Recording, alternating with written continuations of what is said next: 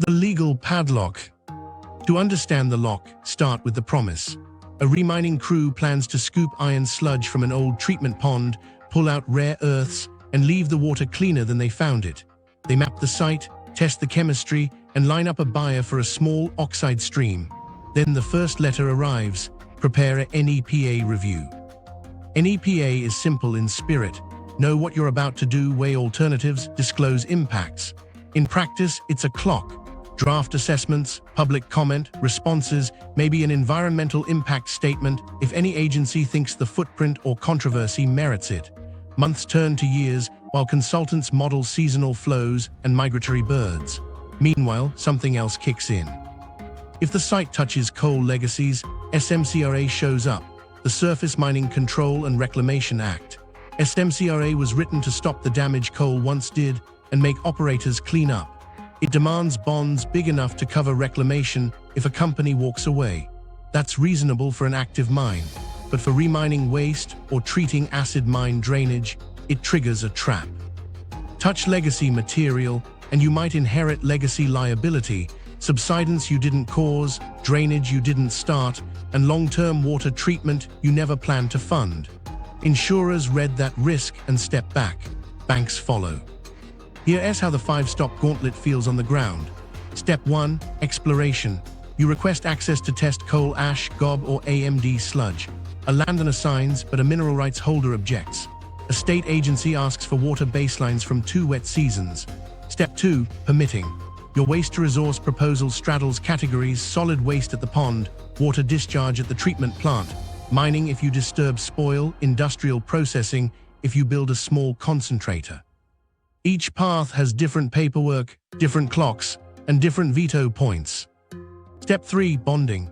Even if you propose to leave the site cleaner, the bond assumes worst case. It prices a perpetual pump-and-treat scenario with inflation and escalators. Your finance model absorbs a number that belongs to the last century's mess. Step 4. Litigation. A coalition files for an injunction, citing the Clean Water Act and potential impacts to 70 feet of seasonal wetlands that form after heavy spring rains. Your engineers propose micrositing pumps around it. The case still moves. Step 5. Appeals. If you survive the first round, there's another. Each pause drains project time value. Minerals obey markets. An 8-year delay can flip a viable net present value to negative, especially when the midstream you need might not exist by the time you break ground. Here's the micro story. A pilot team in a coal county proposes a small AMD unit next to an existing treatment outfall. Their plan: capture the iron precipitate, recover rare earths with a 2-stage leach and solvent extraction train, and return treated water that meets tighter standards than the permit requires. County commissioners like it: new tax base, water cleanup, jobs. Then a field survey maps a narrow seasonal wetland ribbon across the planned access road. The Corps flags it. An alternatives analysis stretches 6 months. A neighboring landowner, worried about traffic and dust, joins a suit.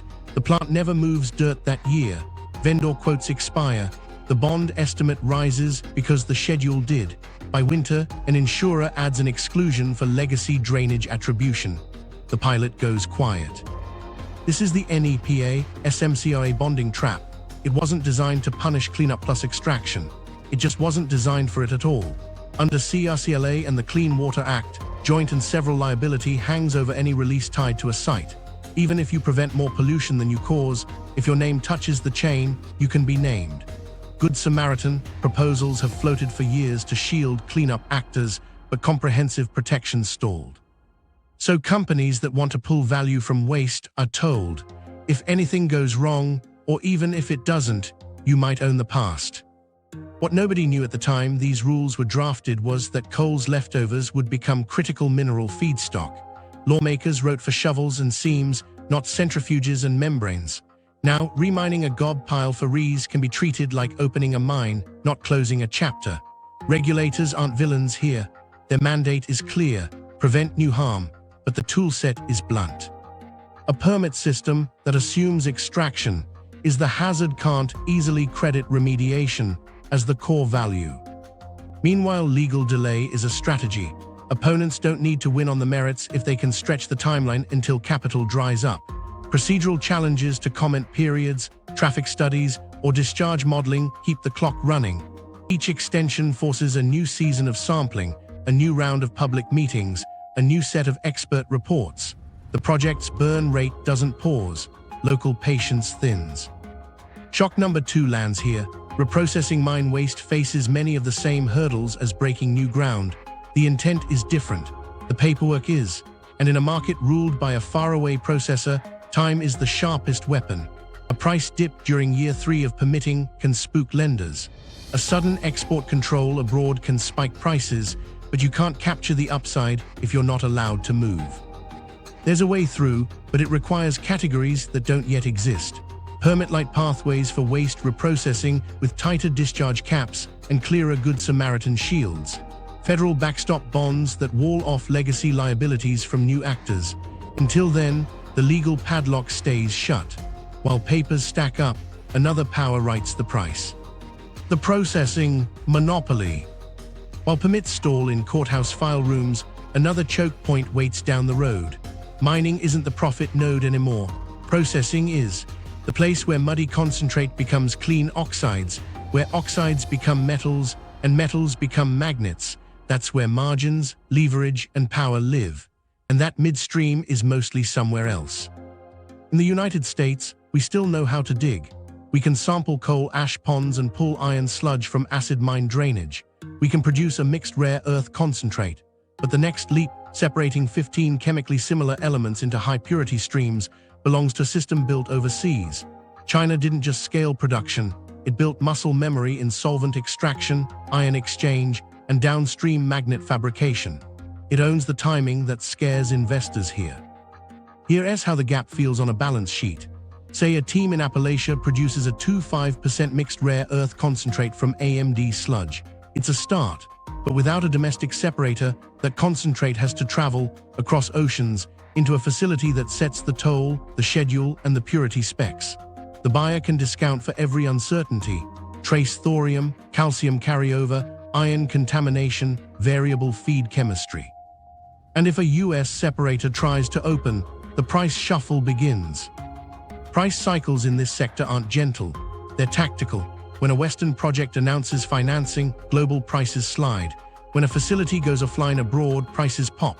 The signal is clear: try to stand up a domestic midstream, and you'll be greeted with undercutting that erodes bankability. Lenders know this story. They watched it play out in solar, aluminium, and steel. The fear isn't geology, it's a price war timed to your loan covenants. Meanwhile, there's the tacit knowledge problem.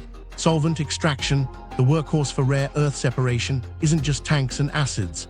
It's an art of phase behavior, mixer-settler train tuning, organic degradation management, and bleed stream control. It's keeping tiny impurities from shadowing heavy rare earths you need for magnets. Engineers can design the plant, but the first 2 years are where you learn the plant, the quirks that don't show up in process flow diagrams. That's the moat. Then there's the geography of risk. If Appalachia ships concentrate abroad, it locks in dependence at the most fragile link. Export controls on gallium and germanium were a reminder. The switch can flip overnight. The same lever can touch rare earths, magnet alloys, or the machine tools that shape them. A mine without a local separator isn't supply security. It's an upstream input waiting on a foreign calendar. Defense spending tries to bridge the gap. The Defense Production Act can throw tens or hundreds of millions at pilot separators, metal plants, even magnet lines. And that's moving. Awards have landed, test runs begun. But defense volumes don't match commercial volumes, and the offtake profile is lumpy. You can't finance a $600 million separator complex on niche contracts that renew every year or two. The bank wants a decade of floor-priced throughput, not a ribbon-cutting photo. Here's where the tech moat deepens. Ion exchange and membrane approaches promise cleaner, smaller footprints than old-school solvent extraction. University labs and national labs have pilot rigs proving separation steps on synthetic brines and AMD concentrates. The science is real, but scale is a different species. You need stable organic supply, resin lifetimes measured in years, corrosion-resistant metallurgy, and waste handling that meets NRC and EPA comfort zones when thorium shows up. None of that moves fast. when communities remember broken promises. Meanwhile, timing keeps eroding value. If it takes 8 years to move from pilot to commercial, the tacit knowledge locked overseas compounds. Each cycle of undercutting resets investor confidence. Each year, a domestic plant doesn't run, the craft of tuning separation chemistry stays where it's already humming. The longer we outsource, the more we teach ourselves not to know. So what does a separator in Appalachia actually need to breathe? Feedstock within trucking distance, AMD sludge, coal ash pre-concentrates, and perhaps ionic clays from the region if they pencil out. A guaranteed offtake at a floor price for NdPr, dye, and Tb oxides that rides above the cheapest global cycles. A federal backstop on capital, not just grants on equipment. And a regulatory lane that treats reprocessing waste as cleanup plus manufacturing, not mining by another name. There's also a quiet workforce piece. Separator operators aren't generic plant hands. They're technicians who can read a phase boundary, troubleshoot a mix-acetyl cascade, swap out a resin column without seeding contamination, and spot when a bleed stream is drifting off spec. Those jobs don't just appear. They're trained into existence, community colleges and universities feeding a pipeline that stays home because the plant does. Shock number 3 is blunt. A U.S. mine or a waste-to-concentrate stream without a U.S. separator isn't supply security. It's a headline. Until oxides, metals, and magnets clear domestically, the battery remains disconnected. So why not just build separators here? Here's where it gets interesting. Money can't stand uncertainty, and right now, every lever, from price wars to insurance riders, pushes capital to friendlier basins. The money that won't cross the river. Stand on the bank with the spreadsheet people and watch what happens to a promising project when it tries to cross. The geology reads green. The chemistry is proven at pilot scale. The permits are inching painfully forward. Then the bankers open the model and ask one question: who's buying the output, at what price, for how long? In minerals, offtake certainty is oxygen. Without it, your revenue line wobbles with every overseas price move, and debt won't touch you. A separator in Appalachia needs contracts for NdPr, dye, Tb, floor-priced multi-year with creditworthy buyers. But domestic magnet makers are few, defense volumes are episodic, and most US manufacturers still source finished components abroad. No offtake, no bankable case. Equity might gamble for a while, lenders won't. Insurance steps in next, and the premium tells a story. Underwriters don't insure chemistry, they insure history. Acid mine legacies in the county, add a rider. Ambiguity about who owns long-term water treatment if something shifts underground, add another. They price in SMCRA and CERCLA shadows even if your permit walls off liability. The blended cost of capital rises. A project that clears 12% IRR on paper drops below hurdle when you bolt on tail risk premiums no CFO can ignore. Then come the ESG screens. On one hand, reprocessing waste and cleaning water looks like a sustainability win. On the other, fund committees see coal ponds, gob piles, and thorium flags. They read headlines, not footnotes. If your feedstock is tied to coal, some institutional capital is out before page 1. The irony is sharp. The very projects that fix yesterday's damage get filtered out by frameworks built to avoid that damage. The label overrides the math. Counties try to help, but their balance sheets are thin. A commission can create a tax increment district, maybe float a small bond backed by future site revenue, but they can't underwrite low probability, high severity risks. One derailment on a spur line, one reagent spill, one contested discharge, and the county's credit rating is suddenly in play. So they negotiate for community benefit agreements, jobs, training pipelines, school funds, while insisting that big liabilities stay far from local paper. That's prudent. It's also one more reason lenders want a federal backstop and clear carve-outs. Federal carrots are real: grants for pilots, tax credits for processing, Defense Production Act awards. They move prototypes to pilot and kickstart equipment purchases, but grants don't pay operating expenses when prices dip. They don't cover 8 months of waiting because a shipment of solvent is delayed or a lawsuit pauses your discharge permit. The OPEX cliff is where projects fall. A plant that needs a guaranteed spread between feedstock and oxide price can't live on one-time money. It needs a floor. Smart capital notices. It reroutes to friendlier geology and governance. Brines in the southwest with simpler chemistry, iron adsorption clays with fewer permitting knots, or Australia, where offtake culture is mature and midstream is assembling at scale. Appalachia, by comparison, looks like an orphan, too dirty for easy capital, too strategic to ignore. The result is a trickle of venture dollars instead of the layered stack these plants require. Equity, project debt, working capital, and vendor finance aligned around stable throughput. Here's a human moment. A mid-market lender from Pittsburgh walks a reclaimed site with a hard hat and a cautious smile. He likes the team. He likes the county's enthusiasm. He has a daughter interning at an EV company that needs magnets. Back at his desk, the credit committee calls out 3 blanks: offtake flaws, insurance exclusions, and bond carve-outs for legacy liabilities. He pushes, tries to stitch together letters of intent into something firmer. The answer from buyers is polite: let us know when you're producing. The loop tightens. Vendor terms stiffen the knot. Chemical suppliers want cash guarantees because they've seen pilot schedules slip. Fabricators of mixer-settlers require milestone payments tied to permits you don't control. Logistics partners price hazmat routes like they're one accident away from a headline. Every friction dollar hits working capital.